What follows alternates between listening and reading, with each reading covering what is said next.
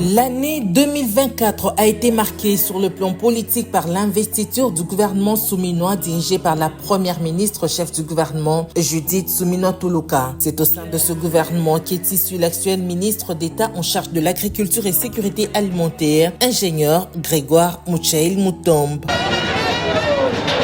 S'en est suivi, après cette cérémonie d'investiture, la cérémonie de remise reprise avec son prédécesseur, Maître José Mpanda Kabangu, dans une ambiance de convivialité. Au cours de cette cérémonie, le ministre d'État entrant en charge de l'agriculture et sécurité alimentaire, Grégoire Muchaïl Mutombo, a invité tous les agronomes à se remettre au travail. Nous sommes venus demander à tous les agronomes de venir et montrer que nous avons la vocation.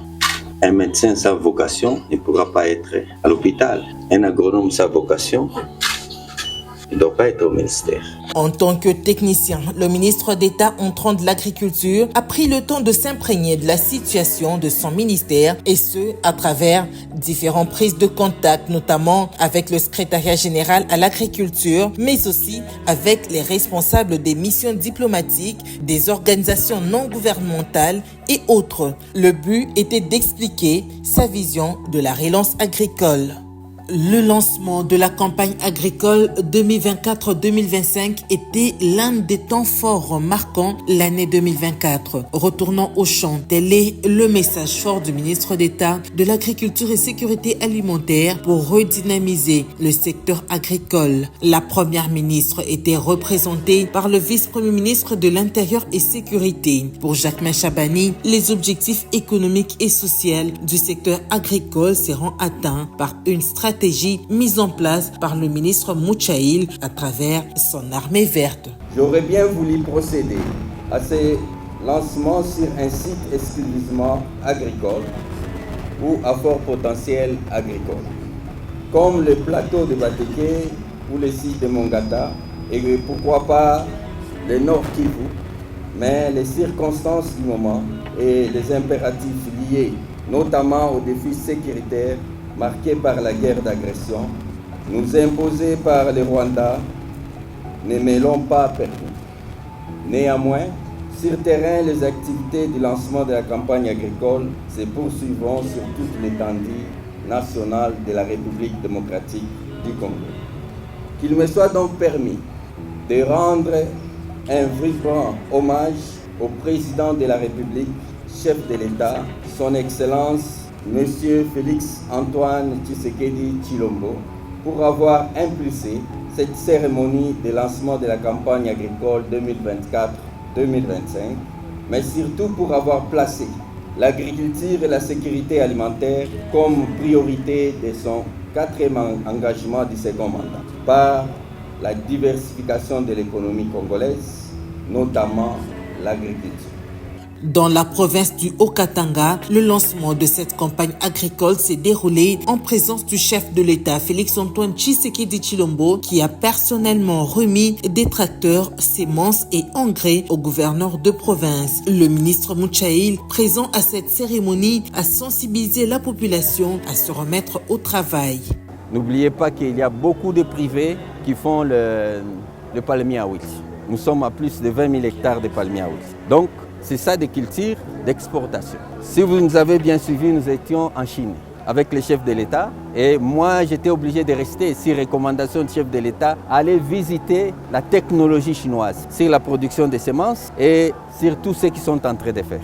Nous sommes repartis en Hongrie avec le chef de l'État, il m'a laissé encore pour visiter toujours la technologie de la production de semences. C'est pour vous montrer que le chef de l'État mérite plus de médailles. Depuis que nous sommes dans ce pays, c'est l'unique chef de l'État qui se concentre totalement sur l'agriculture.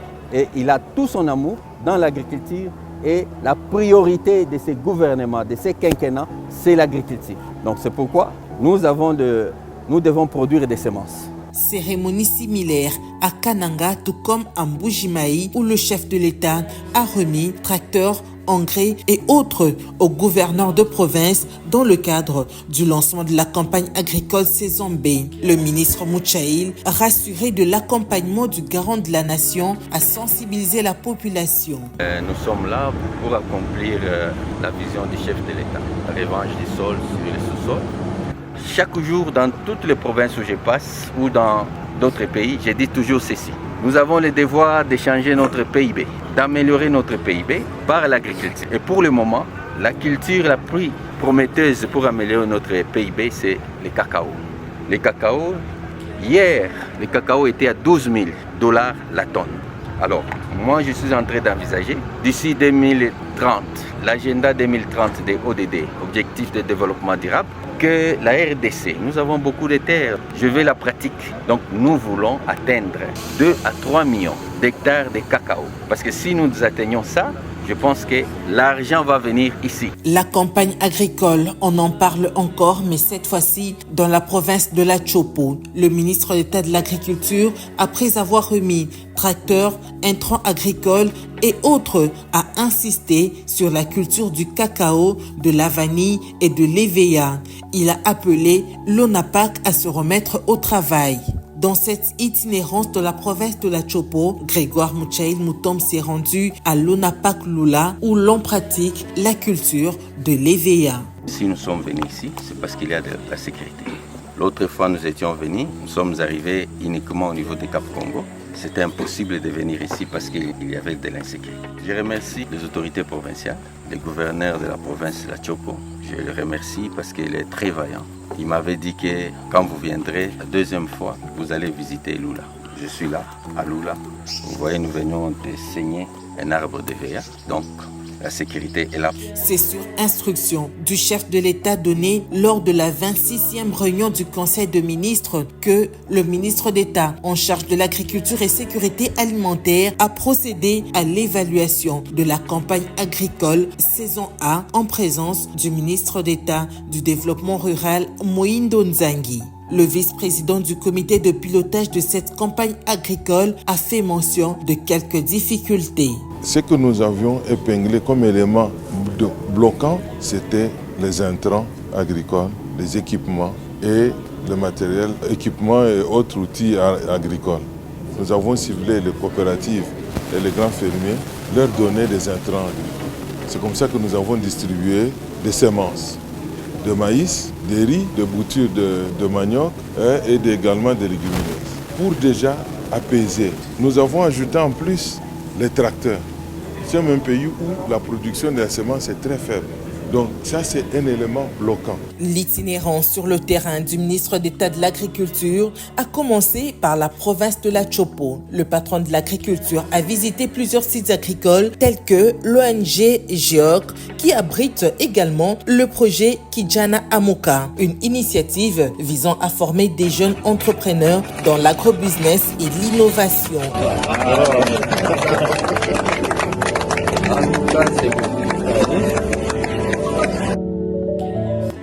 Toujours dans la province de la Chopo.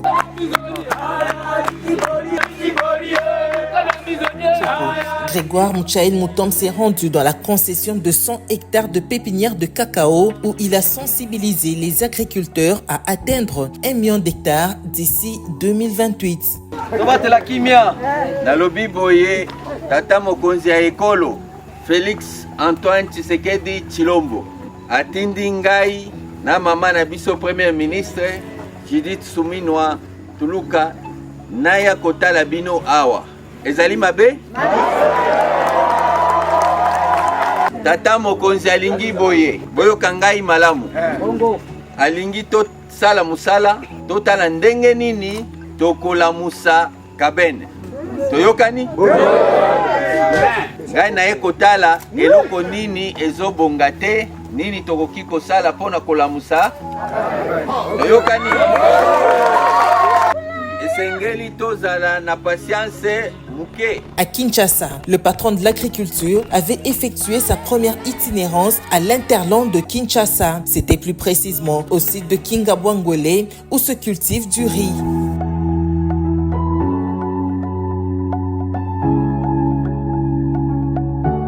Peli ndenge papa akomeli biso tokanisaka tozala ba orphelin njoka nde tozalaka na papa elo papa akomeli biso toza vraiment na esengo osakana te lokola papa akomi seke nzela na biso oyo ezobebisa biso moye tosala mosala malamu eza te ekobonga.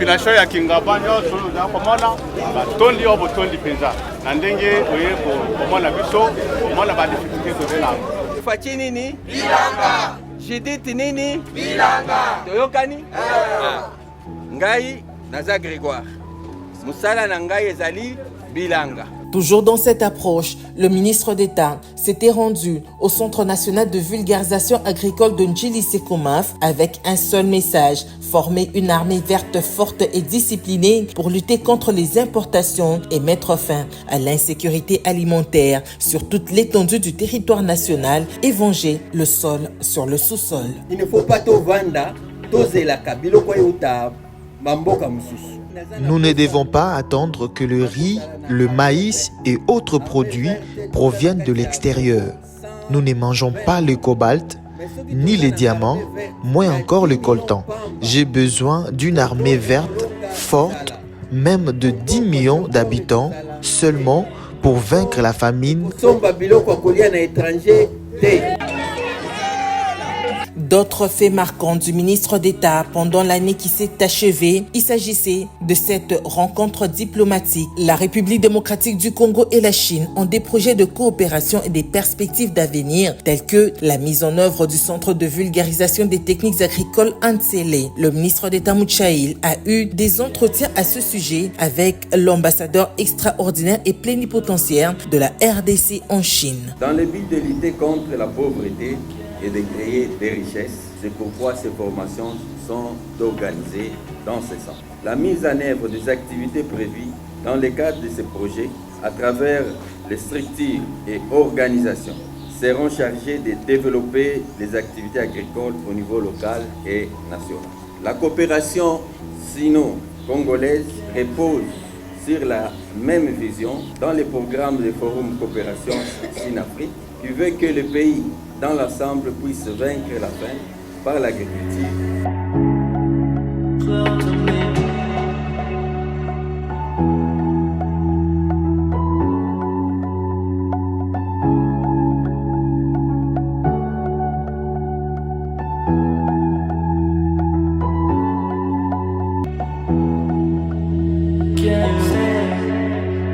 Autre fait marquant durant l'année 2024 dans le secteur agricole, c'était ces différents pourparlers autour de la loi sémencière. Le ministre d'État a échangé avec le représentant de la FAO en RDC, Angon Obam. Les deux personnalités ont discuté sur la nécessité d'avoir une loi sémencière pour mieux développer son agriculture. Ce n'est pas que nous le commençons maintenant, c'est des programmes qui sont en cours depuis plusieurs années que nous allons continuer et nous allons essayer d'en initier de nouveaux.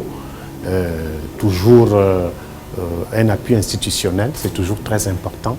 Il y a un grand dossier qui nous attend, c'est la loi sémencière qui est au niveau du Parlement.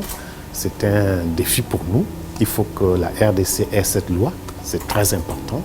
Nous ne pouvons pas développer l'agriculture si nous n'avons pas un cadre qui permet d'avoir de la semence de qualité.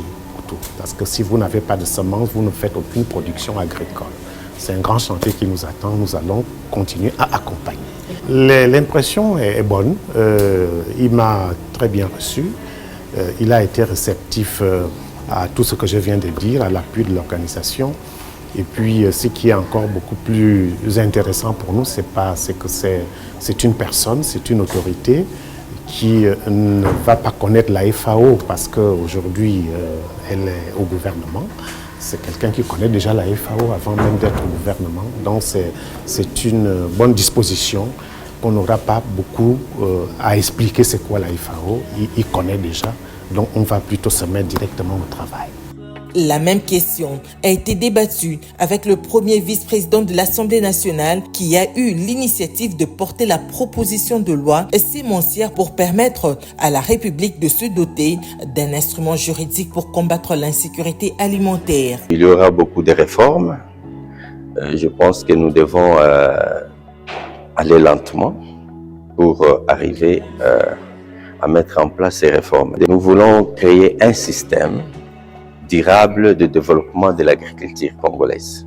Nous sommes en train de réfléchir et mettre en place un plan de production de semences durables. C'est-à-dire si nous lançons ce plan de production de semences durables. Dans les 2 ans qui vont suivre, nous aurons beaucoup de résultats sur le terrain. Dans le même registre, un atelier de sensibilisation sur la loi relative à l'activité sémencière en RDC s'est tenu au Pullman Grand Hôtel de Kinshasa pour permettre aux députés et sénateurs de s'approprier de la proposition de loi sur l'activité sémencière, et ce pour faciliter son examen et adoption au Parlement.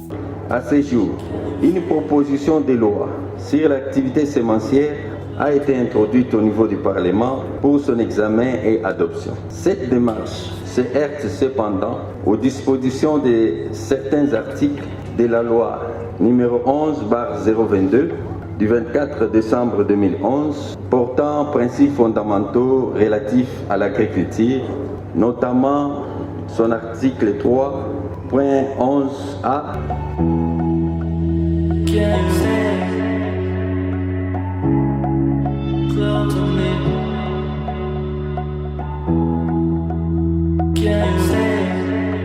Au sommet de Kampala, en Ouganda, le ministre d'État Muchaïl avait défendu la même cause. Nous demandons ici que nous puissions vraiment inclure dans le programme la production de semences, ainsi que pour permettre à ce que nous puissions bien moderniser notre agriculture.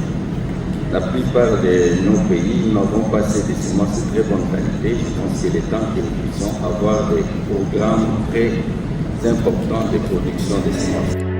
Avec la banque Equity BCDC, le ministère de l'Agriculture a signé un contrat pour l'octroi des crédits agricoles qui bénéficiera aux agriculteurs. Et l'autre partenaire de cette banque, c'est Congo Motors, spécialisé dans la vente des engins agricoles.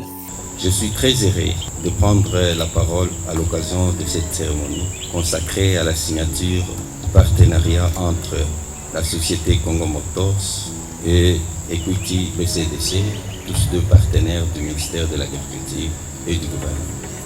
Dans un autre registre, le patron de l'agriculture s'est engagé à soutenir les organisations paysannes. Il s'est rendu à Bukangalonzo, dans la province du Kwango, pour visiter l'entreprise de consultance et services agricoles au Congo, en sigle ECOSAC, qui appuie plus de 1500 ménages. C'est formidable de visiter leur site, tout ce qu'ils sont en train de faire.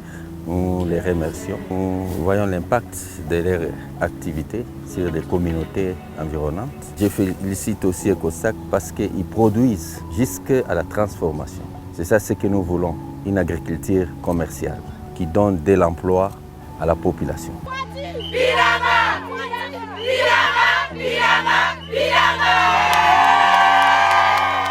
Il faut dire que durant l'année 2024, le ministre d'État Muchaïl a présidé d'importantes réunions régionales. Il s'agit de l'atelier régional sur la protection de végétaux qui s'est déroulé à Kinshasa. Il était question de discuter sur les questions phytosanitaires des plantes. Nous voici à la fin des travaux, réunion régionale 2024 de la Convention internationale pour la protection des végétaux pour l'Afrique.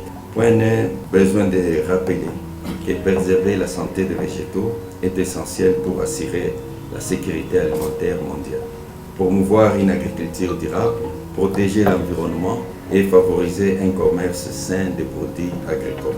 En effet, en renforçant la résilience de nos systèmes phytosanitaires, nous pouvons empêcher l'entrée et la dissémination de nouveaux organismes nuisibles sur nos territoires, favoriser ainsi un commerce sain et l'accès des produits agricoles aux marchés internationaux et régionaux, en aidant les ONPV à faciliter l'importation et l'exportation des produits agricoles, conformément aux normes internationales pour les mesures phytosanitaires. Parmi les actions menées en 2024, nous parlerons également de cet engagement du service national d'accompagner la vision du ministre d'État de l'Agriculture dans la production et l'autosuffisance alimentaire. Le commandant du service national, le général Kasongo Kabouik, l'a dit au ministre d'État Muchaïl. J'ai été reçu en audience par son Excellence Monsieur le ministre d'État, ministre de l'Agriculture et de la Sécurité alimentaire.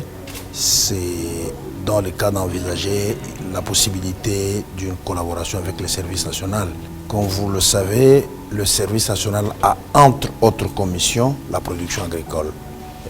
Nous sommes venus pour recevoir la vision qu'il a du développement de l'agriculture en République démocratique du Congo, d'une part, et d'autre part, d'envisager la possibilité de travailler avec le service national, parce que nous concourons tous à la sécurité alimentaire. Des initiatives privées pour soutenir la vision du chef de l'État, Félix-Antoine Tshisekedi Tshilombo, dans le secteur agricole ont été présentées au ministre d'État de l'Agriculture et Sécurité alimentaire. C'est le cas de ces méga projets agro-industriels de 25 millions de dollars américains qui va voir le jour à Inongo, dans la province du Mai-Ndombe. Le ministre d'État Muchail a pris l'engagement de soutenir cette initiative du député national Pascal Mongo.